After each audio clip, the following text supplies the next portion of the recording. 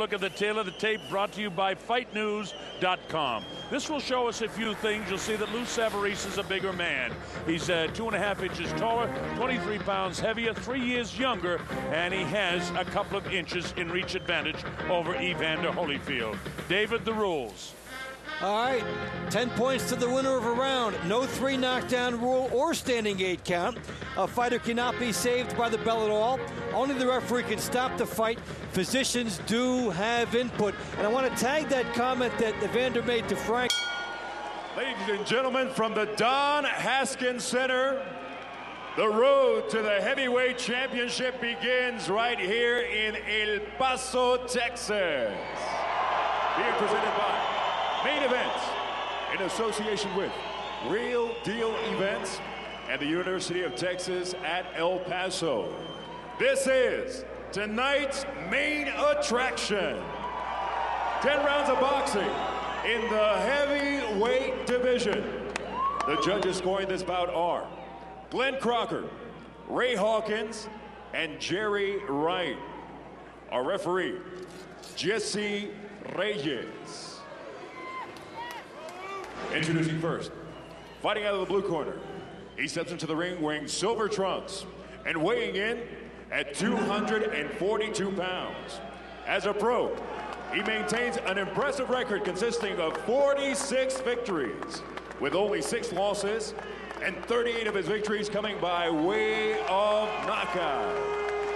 Fighting out of Houston, Texas, Big Lou Savarese.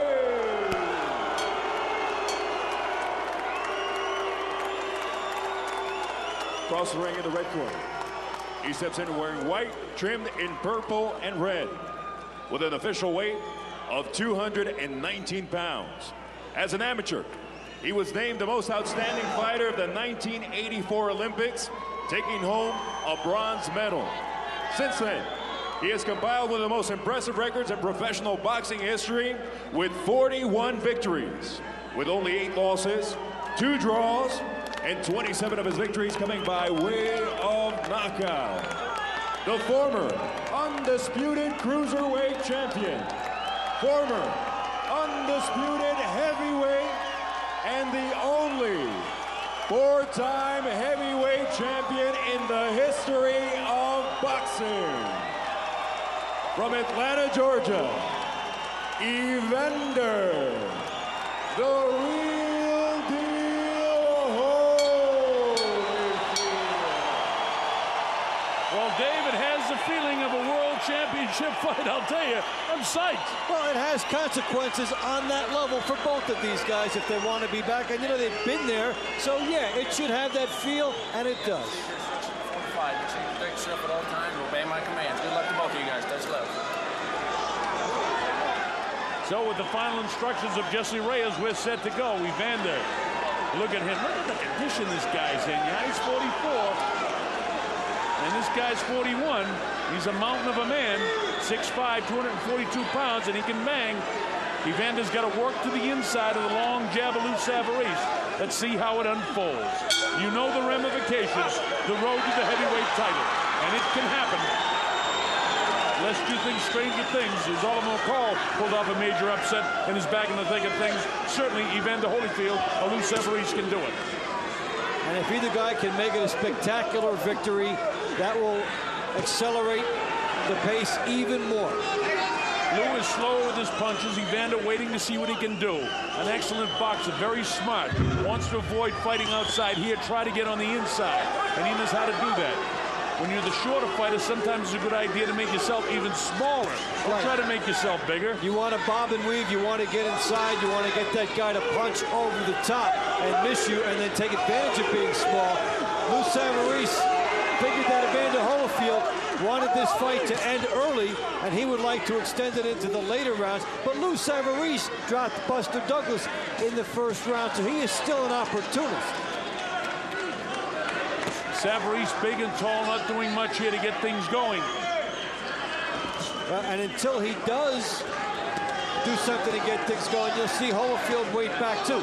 Holyfield's best strength has been to get inside a guy's jab and then land 3 or 4 quick punches and get out. Now that's Evander. trying to do what he can do right there, trying to get that jab through. Savarese not really popping and not throwing the right handed all day. No, he hasn't really decided to gamble yet. These guys are in the stage of seeing what works, getting in there, trying to be comfortable. A slow-moving first round. It's been a reluctant Lou Savarese, but guess what? He's also kept Evander Holyfield at bay. See that chopping right hand in her way? He says, hey, watch the head. He goes to Lupe right away, and this is a concern that he has, and all fighters must have with Evander. Evander has been accused of using the head as the third punch. Yes. The third hand, I should say. And right away, Lou was looking for something to complain about. Well, and you lose Savarese. The minute you throw that right hand, that's your first gamble in this fight. So he'll do it when he's ready. Because when you throw the right hand, Holyfield will try to slip inside and throw short, powerful punches. Savarese up on his toes, pretty successful from the outside. Evander hasn't been able to work his way into him.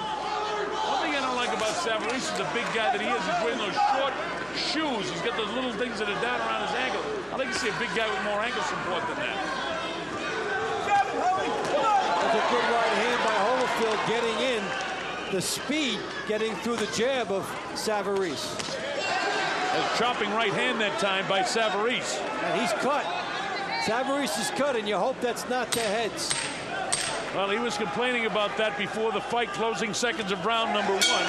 The bell ends round number one, and there's a cut on the forehead of Lou Savarese. Let's see exactly where the cut is. Savarese has a great cut man in Joe Souza working his corner, so he couldn't have a better man in there. This is Evander, of course. That was a good round. That's a good round. Look, the guy already cut. You understand? So just keep doing what you're doing, okay? Just keep doing what you're doing with the jab, okay? Relax. Give me a big deep breath. There you go. Boy, that has all the makings of a head. Only thing we gotta watch his head. I haven't got any indication whether that was a glove or whether that was a head. We're going to be able to get another look at it. Slow it down.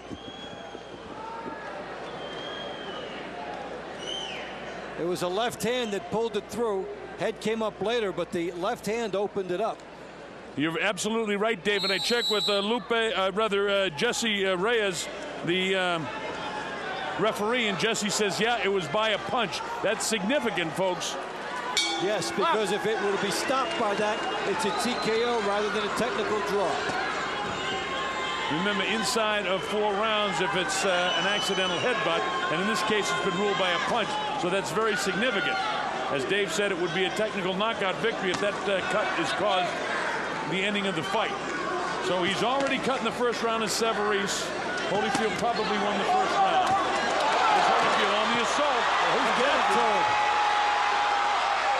He's really getting to him with the power on the inside, the right hand, and then getting through Savarese. Savarese, I think Dave feels that maybe the head had something to do with that, and he's a little distracted by that. But his distraction should be, forget that, throw right hands. He's not throwing any right hands.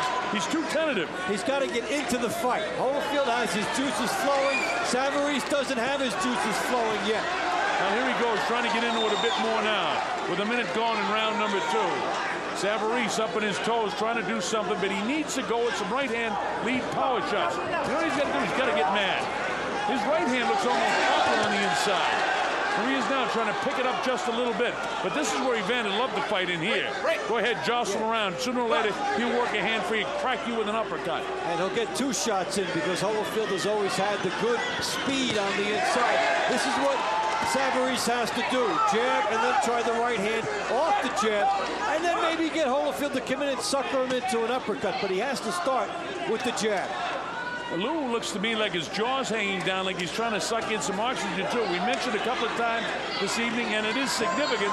We have a situation here involving height and altitude. But it has only affected one fighter to this point. Holyfield still looks fresh, and Lou Savarese is sucking wind early in this fight. Or at least it appears to be. Don't forget the tremendous training regimen that Evander's had, and of course Tim Hallmark has worked with him throughout his career.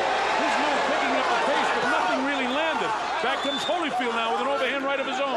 And Lou Savarese looking over at the referee, looking for a headbutting call. You can't buy that call. You have to take it into your own hands.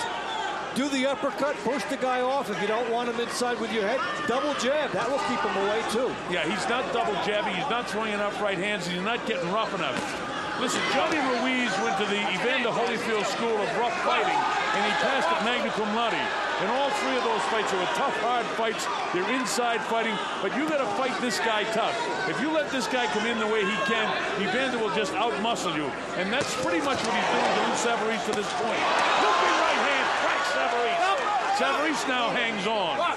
Separated by Jesse Reyes. Sorry, Dave, go ahead. The reflexes of Holyfield, he threw the right hand right after the left hook. Showed some sharp reflexes action. As the bell ends round two, what you pointed out in the closing seconds of that round is key. Usually you see, and I asked Ronnie Shields, do you see anything? I don't expect the fighter to tell me that he's losing anything because you don't feel the timing. But his timing does look good to me tonight.